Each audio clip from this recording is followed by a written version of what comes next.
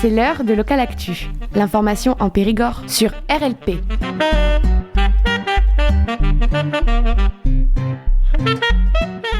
L'océan, grand thermostat de la planète, c'était le thème d'une conférence proposée pendant le festival de journalisme à Couture-sur-Garonne. Face au changement climatique, l'océan est un allié précieux. Des scientifiques y partagent avec nous leurs découvertes, comme le fait que 30% des émissions de CO2 sont dues aux activités humaines. Nous écouterons donc Gilles Boeuf, professeur à la Sorbonne. Bonjour. Au début, je vous demanderai de vous présenter. Oui, très bien. Bonjour, je m'appelle Gilles Boeuf. Moi, je suis professeur des universités à Sorbonne Université à Paris. Et j'ai été le président du Muséum national d'histoire naturelle, professeur au Collège de France. Et j'ai été le conseiller scientifique de la COP21 à Paris. Et puis ensuite, je me suis occupé des Jeux Olympiques. Je m'occupais de la comité de transformation écologique de Paris 2024. Et aujourd'hui, je préside le CEBIOS, qui est le centre d'études sur le biomimétisme et la bioinspiration. Chercher dans le vivant des solutions à nos problèmes. Et mon combat, c'est d'expliquer à tout le monde qu'il faut s'occuper du climat, mais largement aussi important du vivant, parce que nous sommes vivants. Vous êtes aussi un élu, non ? Oui, je suis conseiller régional en charge des programmes santé, une seule santé, One Health. Là, aujourd'hui, on a assisté à votre conférence sur l'océan. Ça paraît tellement évident qu'on devrait faire quelque chose aujourd'hui. Vous dites, restez pas pessimiste, agissez. Qu'est-ce qu'on fait ? C'est ce que M. Borloo, le ministre, me disait. Vous savez, la biodiversité, on me l'a expliqué, je ne comprends jamais rien. J'ai écouté Gilles, je me sens intelligent. Ce qu'il faut, c'est qu'un scientifique comprenne des choses très compliquées pour les raconter avec des mots simples.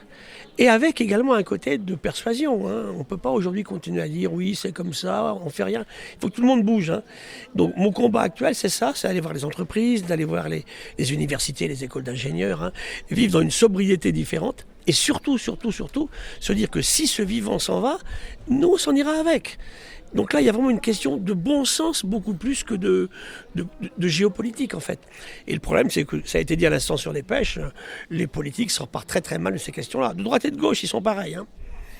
L'océan, c'est l'origine de vivant. Oui. Et on a en plus une telle méconnaissance de ce milieu. Oui. Vous voyez, là, on est tous les deux à 1 mètre, là.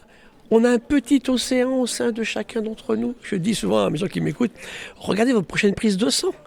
Vous avez du sodium, du potassium, des chlorures, c'est l'océan. L'humain vient de l'océan, comme tous les êtres vivants en fait. Et ça, c'est très important. Alors l'océan régule son système pour être très stable et nous fait pareil. On régule notre organisme pour avoir la même température, la même acidité, les mêmes contenus aussi.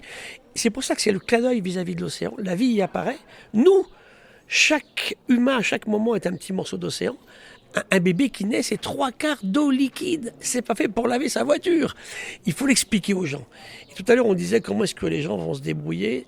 Moi, je pense que la carte de crédit est plus importante que la carte de vote. Il faut qu'aujourd'hui, on arrête d'acheter tous ces produits qui nous empoisonnent en permanence partout. Donc l'océan, on le détruit au niveau du littoral. On l'empoisonne. L'océan, on le surexploite. On a parlé des pêches. Et puis également, bien sûr, on dissémine tout partout dans l'océan. Et le climat qui change l'abîme. Donc, ça fait beaucoup. Alors, on regarde qui on est, et puis on se dit, l'océan, il est vital pour notre survie. Alors on s'y met tous, mais tout le monde. Vous savez, Tabarly disait, l'océan pour les Français, c'est ce qu'ils ont dans le dos quand ils sont à la plage. Il faut quitter ça, nous sommes l'océan. 3 fois moins salé que le grand frère. Pour ne pas être pessimiste, qu'est-ce qu'on fait ? Comment on fait maintenant ? Déjà, vos conférences, elles informent, elles nous parlent, elles nous font prendre conscience. Qu'est-ce que moi, comme un citoyen lambda, qu'est-ce que je fais ? La même chose, ça veut dire que je suis vivante, vous le dites chaque seconde. Donc si je suis vivant, je fais pas ça, qui sont des bêtises, et qui vont mettre en danger le futur. Et puis, il faut s'associer, il faut discuter avec des gens, il faut partager, il faut lire. Mais il ne faut pas rester sans rien faire. Je dis souvent, la pire des actions, ça serait l'inaction en fait. Donc, comment chacun fait quelque chose ? Qu'est-ce que vous achetez ? Qu'est-ce que vous mangez ? Comment vous communiquez ? Où est-ce que vous allez ? Vous, un média, une radio, c'est génial.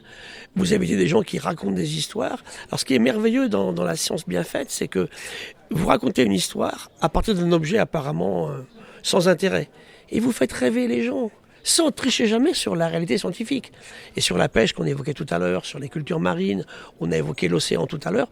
L'océan, il faut le faire aimer et respecter. Tout est tellement merveilleux qu'on arrête de faire les bêtises que l'on fait, en fait. C'est pas une poubelle, l'océan. Donc, au début, s'informer. Et apparemment, vos conférences sont accessibles à tout le monde. Oui, sur Internet, il y en a beaucoup. Au Collège de France, il y a mes conférences inaugurales à Sciences Po, à l'École des Mines, à AgroParisTech. Oui, on les retrouve à HEC aussi. Même les économistes, maintenant, commencent à se poser des questions.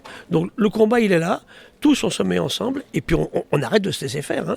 Là, sur la pêche, on en parlait tout à l'heure, il y a des choses qu'il ne faut plus acheter. Le poisson le plus mangé en France, c'est le saumon d'élevage norvégien. Arrêtons. Bien, je vous fais une invitation officielle. Il faudra revenir dans le studio Promis. de RLP pour faire une émission un petit peu plus longue sur toutes ces questions. Eh bien, je viens. Merci. Avec plaisir. Merci d'avoir écouté cette rencontre qui a eu lieu le 11 juillet 2025 pendant le Festival international de journalisme à Couture-sur-Garonne, un festival parrainé par le groupe Le Monde.